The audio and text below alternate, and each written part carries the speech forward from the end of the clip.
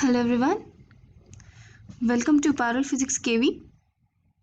आज इस वीडियो में हम एक बहुत इंपॉर्टेंट डेरिवेशन करेंगे। ये काफ़ी बार एग्जाम्स में पूछा जाता है। You have to derive Newton's third law from the linear momentum conservation principle. हम लीनियर मोमेंटम कंजर्वेशन प्रिंसिपल का यूज करके न्यूटन्स थर्ड लॉ डिराइव कर सकते हैं। Let us see how.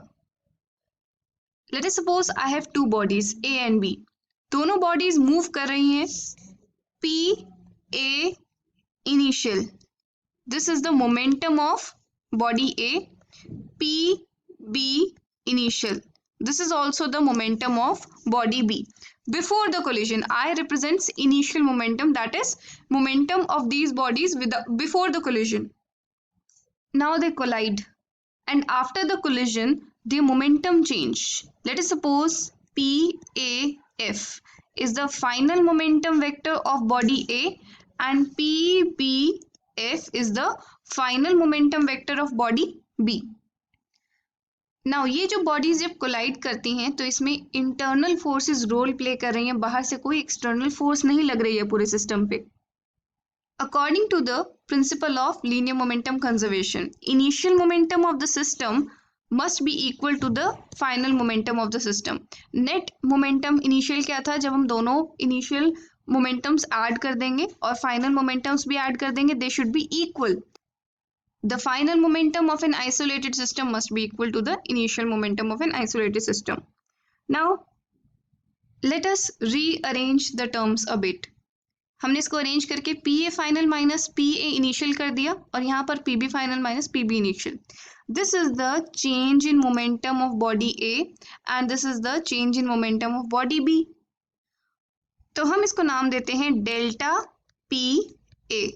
This is the change in momentum of body A due to the interaction with body B and it is equal to minus delta P B A, the change in momentum of body B due to the interaction with body A.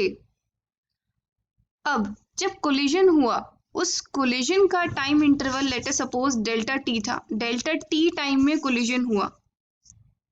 इस equation में अगर हम दोनों side delta C से T से divide कर देते हैं like this, now what is delta PAB upon delta T? The change in the rate of change of momentum of A because of the interaction with B, and यहाँ पर the rate of change of momentum of B due to interaction with A.